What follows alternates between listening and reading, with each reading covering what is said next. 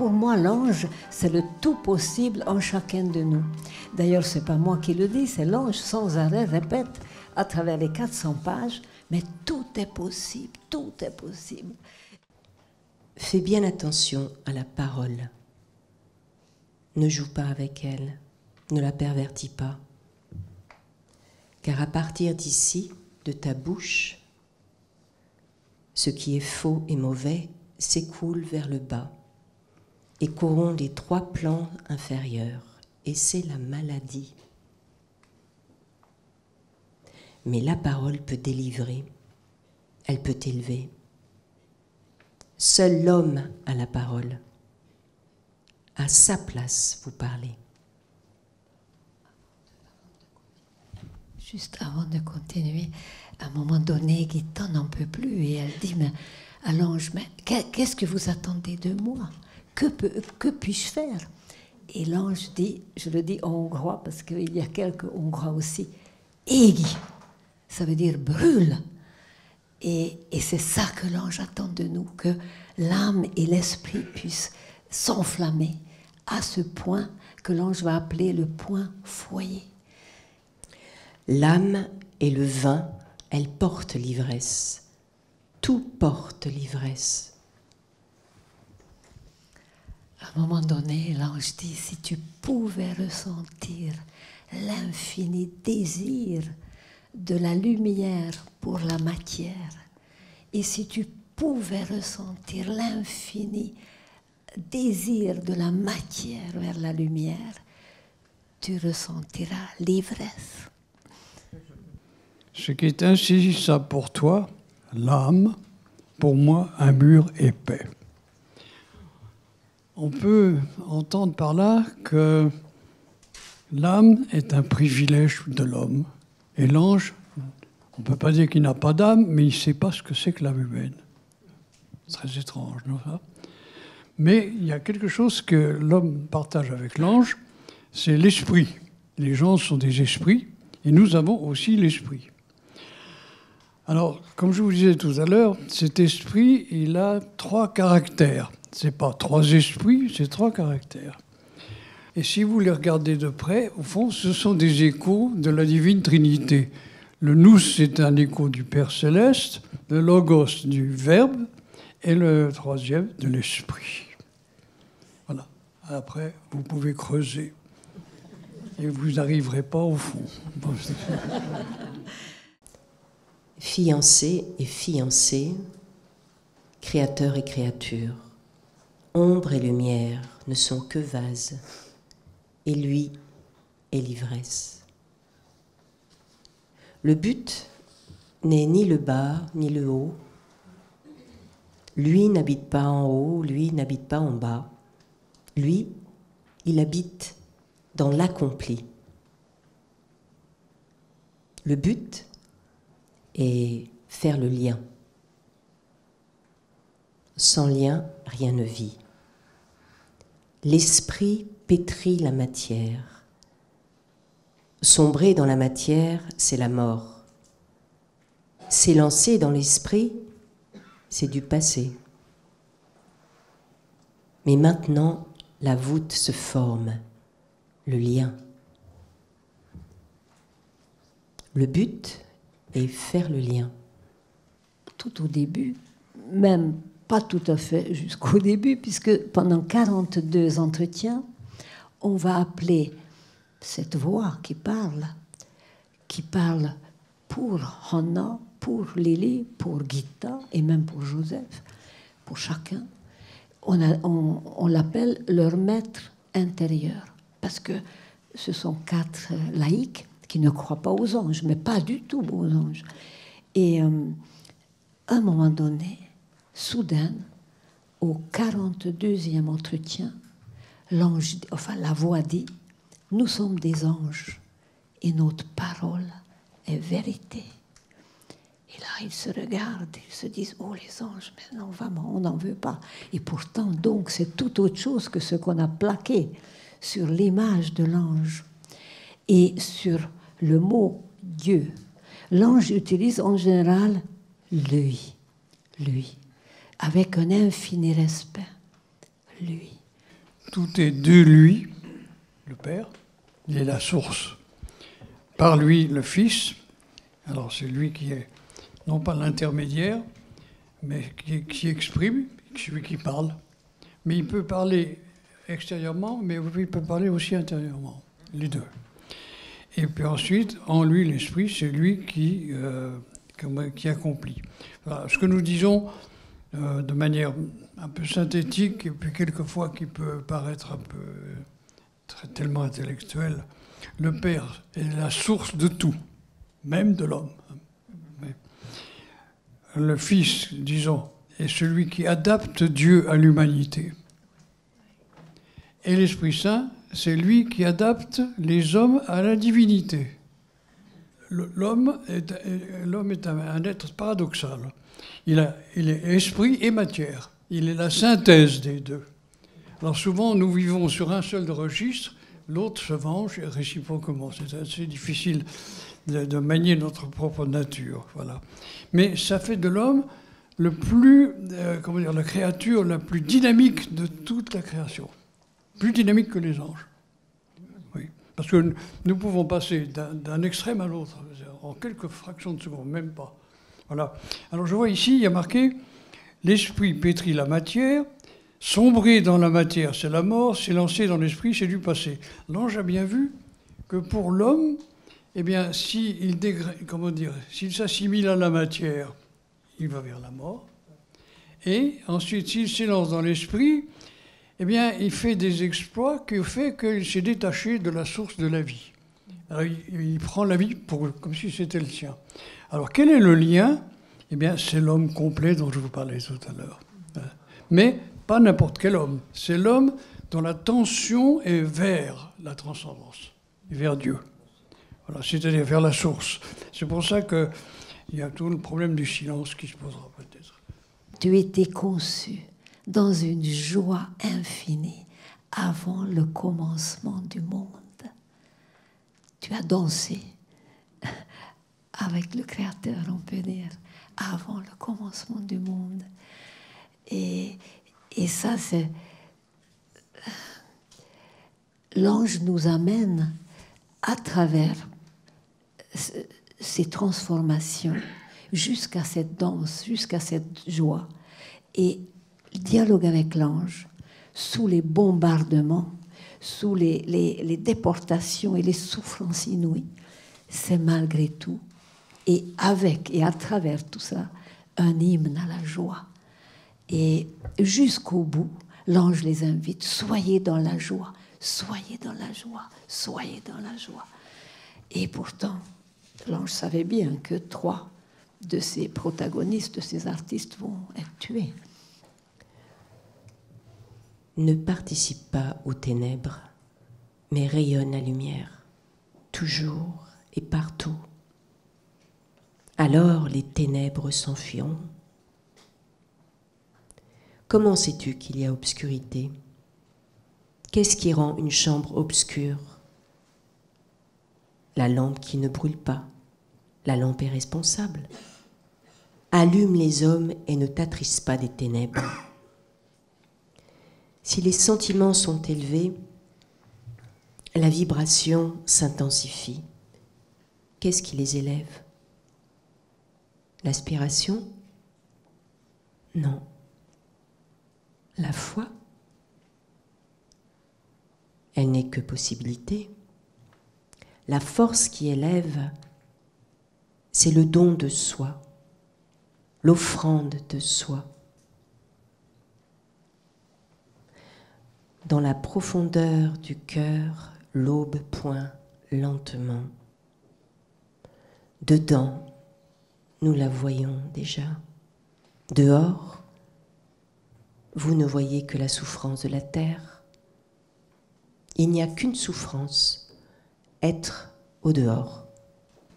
Les Russes orthodoxes sont, pour la plupart du christianisme orthodoxe, disent une chose intéressante. Il dit « Dieu demande peu de choses à l'homme. »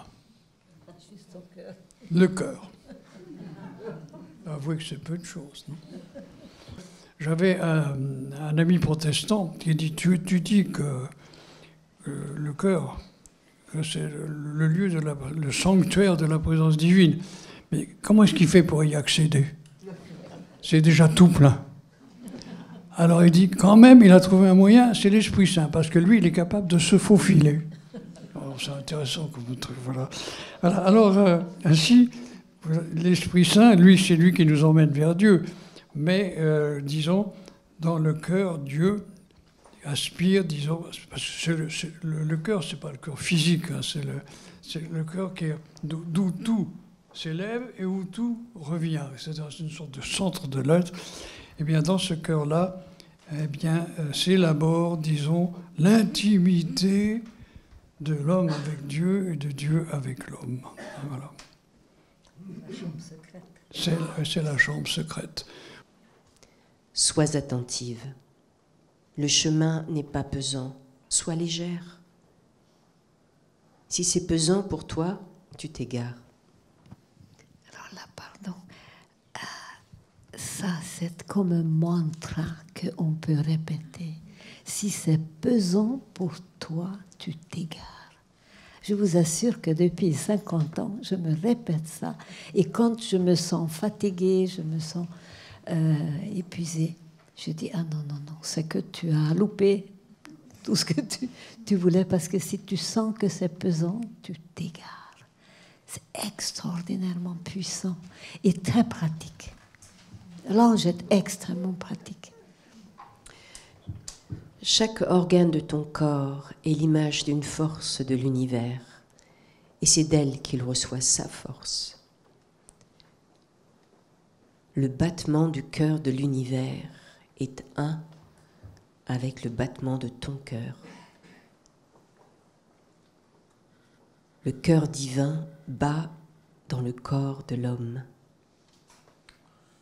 Le cœur divin est feu, lumière. À la place de la lumière sans corps et du corps sans lumière, le nouveau, les deux amants unis. Le Verbe devient chair et la matière devient lumière. Brûlez, vivez, remplissez-vous de lumière, levez-vous, éveillez-vous. Votre lumière est nécessaire, votre être brûle. Si vous élevez votre cœur très haut, alors la lumière peut venir. La matière vierge sans tache, Marie, demeure. Sur sa tête, la couronne d'étoiles, sous ses pieds, la lune. Sa robe, les rayons du soleil. Sourire de la création, miracle qui plane au-dessus des eaux, virginité dans la matière. La semaine dernière, j'entendais un conférencier qui parlait de choses diverses. Il disait « tout parle, même les pierres ». Et c'est vrai. Et c'est vrai. Mais ça parle, comment dire, dans le silence. Et le silence est une des caractéristiques du monde de l'esprit. L'esprit anime tout. Voilà. Eh bien, comme disait un moine syrien, qu'on appelle Saint Isaac le Syrien, au IVe siècle, je crois, il disait « Quel est le langage du monde à venir ?» Le silence. Ah, c'est intéressant. Mais ce n'est pas un silence où il n'y a rien. C'est, comment dire, l'association du silence de l'être avec le silence divin. Le Seigneur est le silence. Au sein du silence reposait le son. Il est devenu corps, il est né. L'amour est la première projection. Le corps n'est rien d'autre qu'amour devenu matière. C'est lui qui œuvre. Le son est élan. La création est projection. matière faite de l'amour divin. Ainsi est née la vie. Le Seigneur est silence. Le Fils est son. Silence que l'on ne peut entendre. L'œil dit lumière. L'oreille dit son. La main dit acte. Le cœur dit amour. La connaissance est la clé. La connaissance, en vérité, est amour. Victoire sur la mort. Il y a cette soif dans l'homme, comme vous avez dit, qui pousse, c'est l'Esprit Saint en même temps qui pousse. Et l'ange compare ça à un germe qu'il faut arroser de silence, de prière, d'enseignement, de livres sacrés, de liturgie, de méditation, etc. Mais comment vous peut-être on peut poser, vous parlez du royaume, n'est-ce pas? Est-ce que vous avez jamais eu contact avec Dieu? D'une manière ou d'une autre, non? Présence. Bon. Oui. Par contre, on peut chercher à entrer en relation. Et si on cherche à entrer en relation, on fait une expérience qui est très difficile. Il se recule pour que vous avanciez. Et vous n'arrivez jamais à savoir qui il est. Non? C'est très étonnant, hein? Ouais. Voilà. Donc c'est un fait d'expérience. Hein?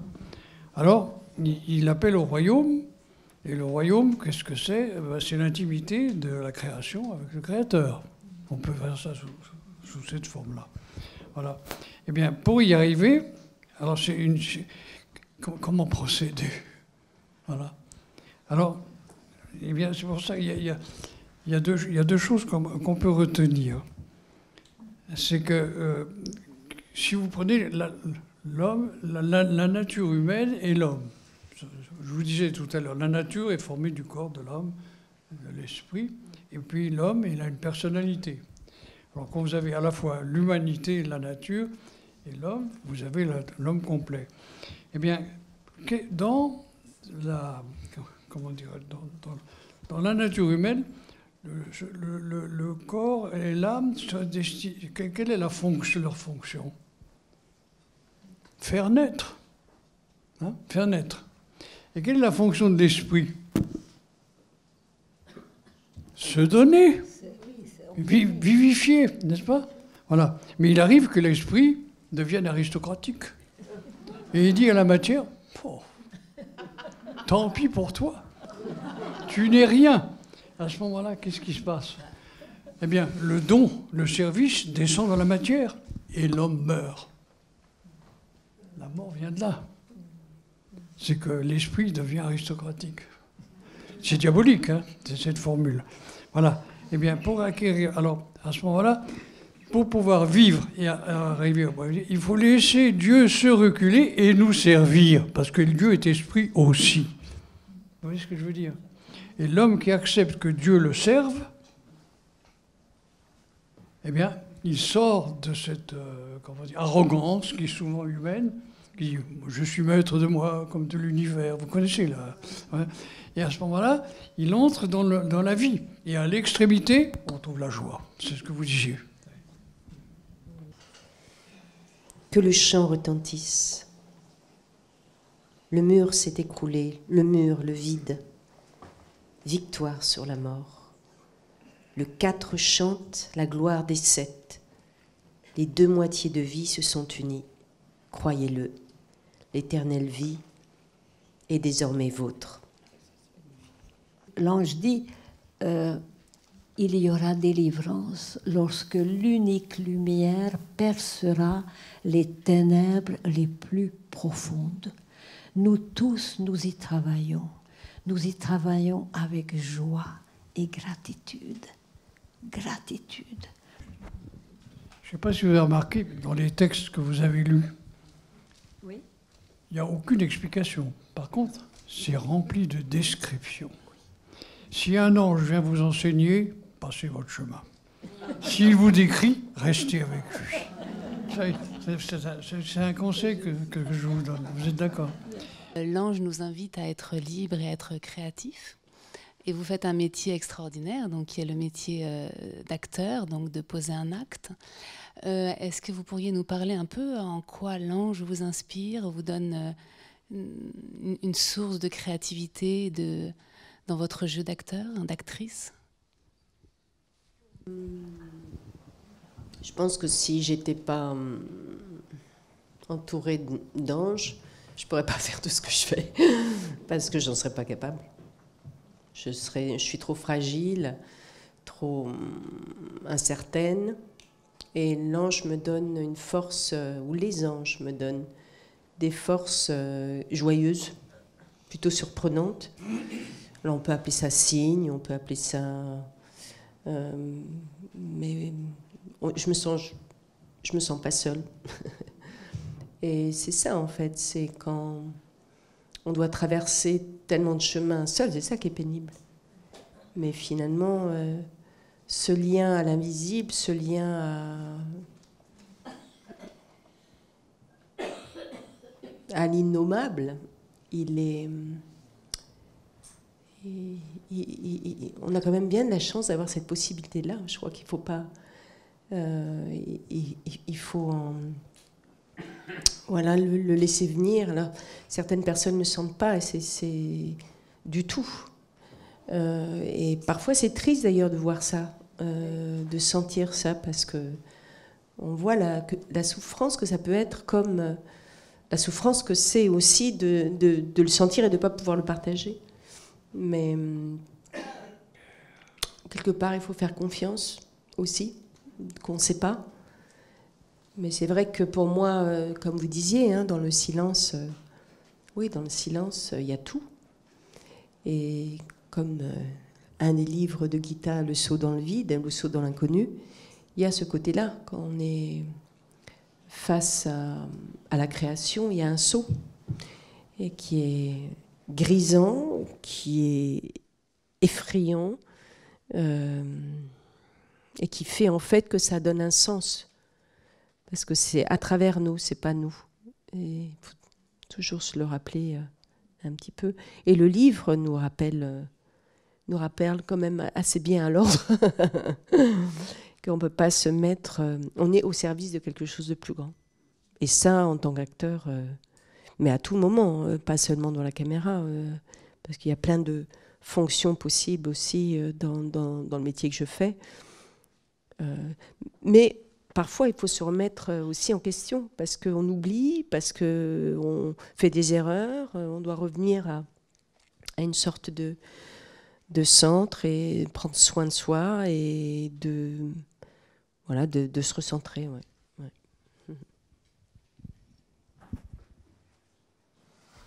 Oui, je voulais simplement ajouter une remarque.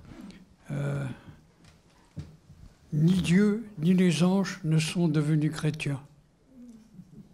C'est un petit peu réponse à votre question. Par contre, Dieu parle par les anges. Voilà. Et ça, je crois que c'est là. C'est heureux que nous ayons ceci. Je vous propose de tout terminer en applaudissant Marguerite. Si. Et voilà.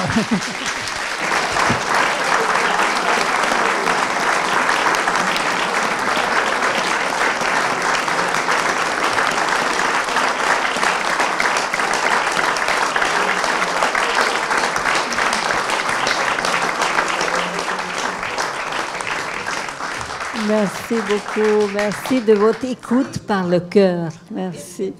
Et merci à Juliette qui transmute tous ces rôles, les émotions qu'elle traverse, c'est bouleversant. Et toujours à la fin du film, il y a une lumière qui lui.